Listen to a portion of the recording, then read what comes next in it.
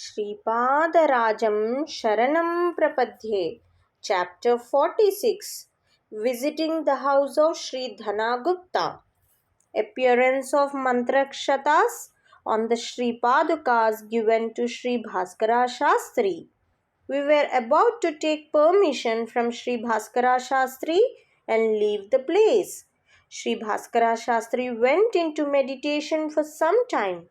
We had already handed over the Padukas of Sripada to Sri Bhaskara Shastry.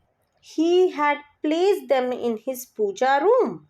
Mantrakshatas, turmeric rice charged with incantations, began to appear on those Padukas. We wondered at that miracle. Sri Bhaskara Shastri said, "Dear sirs, the divine diversions of Sripada are inexplicable. The birth star of Mother Padmavati is Mrigashira. The birth star of Sri Venkateshwara is Shravana. The Uttara Falguni star is a friendly star to Sri Mata Padmavati, and it is a very friendly star to Sri Venkateshwara. Therefore, their divine marriage took place during the Uttara Falguni star. My dear ones, today is also the time of the Uttara Falguni star.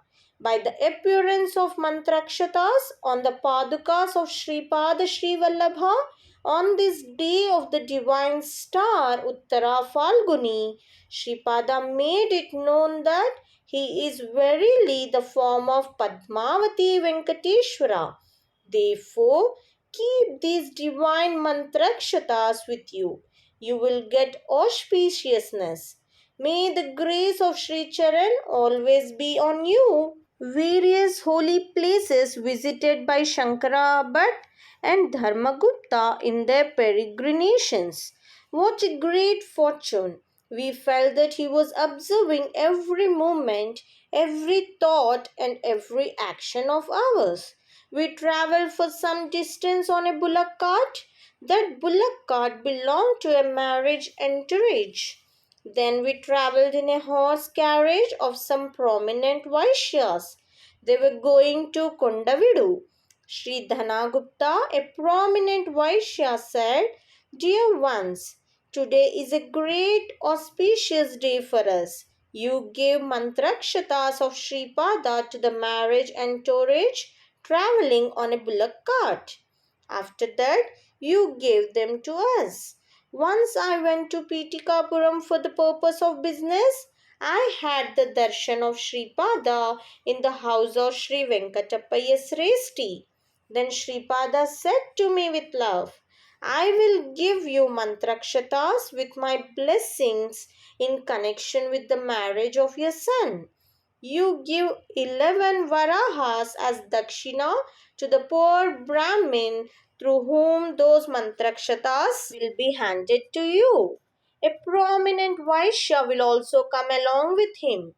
Promise him to give your daughter in marriage to his son. Give him 100 varahas and celebrate the confirmation of marriage in Kondavidu by exchanging betel in a betrothal ceremony. Neither I nor Sri Dharmagupta had any money with us. We reached Kondavidu. The marriage of the son of Sri Dhana Gupta was celebrated on a grand scale in Kondavidu. Sri Dharmagupta was a distant relative to the family of the bride. The family of Sri Dharmagupta was invited to the marriage. Nobody in his family knew about the whereabouts at the time of return of Sri Dharmagupta. The family members of Sri Dharmagupta arrived at the house of the parents of the daughter-in-law of Sri Dhana Gupta. Sri Dharmagupta's son also came for the marriage. The betrothal ceremony for the marriage between Sri Dharmagupta's son and Sri Dhana Gupta's daughter took place in Kondavidu. I, who had no money till then, received 11 varahas. Sri Dharmagupta, who was penniless up to that time, got 100 varahas. Oh, what a wonderful turn of events! Sri Dharma Gupta had acquaintance with some important traders connected with the diamond business. They wanted to stay in Kondavidu for some time to confirm the sale and purchase transactions relating to it. It was said that Lord Datta wanders in disguise in the Kondavidu region. There also lived Ambika yogis, Shiva yogis, and alchemists. It was decided to send me to Vijayavatika in a horse carriage. I reached Vijayavatika. I was provided accommodation in the house of Sri Dhana Gupta's relatives. The Krishna river flows in that great place. There was a temple of Sri Kanakadurga Malleshwara Swami. I bathed in the Krishna river and visited the temple. I came across an old sannyasi in the temple of Mother Durga. He had a strong desire to go to Pitikapuram and visit Sripada. Both of us started from Vijayawada and arrived at Rajamahendravaram after some days of journey. We visited the temples of Markandeshwara and Kotilingeshwara there. Our journey was going on very comfortably. I told the old sannyasi with me, in a few days we will reach Pitikapuram. We will visit the house where Sripada incarnated. We will meet Sri Venkatappaya Sresti and Sri Narsimha Varma. We will receive the blessings of Sri Papanarya. We will meet Mother Sumati Maharani and Father Appalaraja Sharma. An excellent, prosperous time is approaching us. This is an auspicious time when successive auspicious events happen. After that, we will go from Pitikapuram to Kurungadda and have the darshan of Sripada Srivallabha. The sannyasi was in a rapturous mood. We were visiting temples located on the way. We reached Pitikapuram in a few days. Boarding and lodging facilities were arranged for us in the house of Sri Bapanarya. There we heard many childhood leelas of Sripada. We learned that the Brahmins at Pitikapuram also were starting to understand the nature of Sripada little by little. How many leelas of Sripada can I describe? It is not possible even for the 1,000-tongued Adishesha to describe all his leelas. It is only to illustrate the magnitude of his leelas that I am including a few of them in the book. The journey of Sripada's relatives to Kurungadda. Sri Narsimhavarma and his wife Ammajamma wanted to go to Kurungadda and see Sripada. They submitted the matter to Sri Venkatappaya Sresti. He also agreed. The matter was broached with Sri Papanarya. He also had a desire to see his grandson physically. Sumati Maharani asked us about the welfare of her child in every detail. Although Sri Appalaraja Sharma appeared to be stern, inwardly he too desired to see his child once. The journey to Kurungadda was decided upon. 18 horse carriages were specially arranged for the travel. All of us travelled together to Kurungadda. All of us thought that the journey might take many days.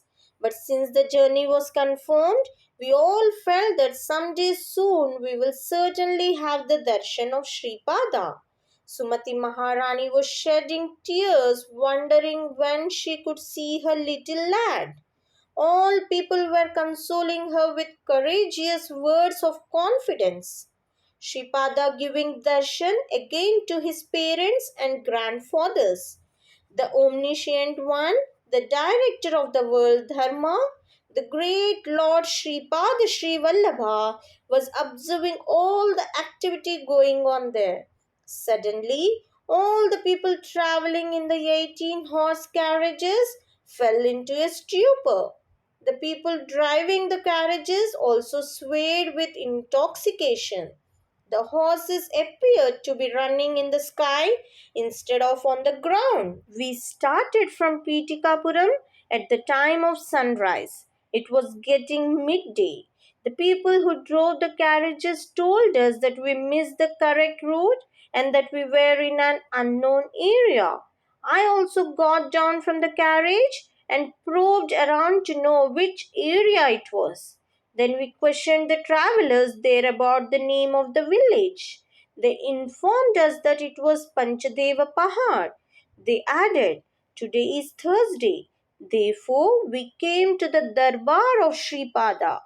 He is inquiring about the welfare of all those who approach him and remedying their worries and diseases. All the visitors are served with plenty of food. We were confused whether it was a dream or a reality. We were unable to understand in whatever way we all thought how it was possible to reach Panchadeha Pahad in such a short time. It was confirmed that it was a reality and not a dream. Sripada's mother Sumati Maharani embraced him and wept. Sripada said, "Mother, you are very privileged for giving birth to a child who is attributeless and formless, the supreme phenomenon. You are a Pativrata Shiromani, crushed jewel equal to Mother Anasuya. Will crops grow in the land where you shed tears?" Questioning like this with his divine hands, he wiped the tears of his mother. Sripada Rajam Sharanam Prapadhye.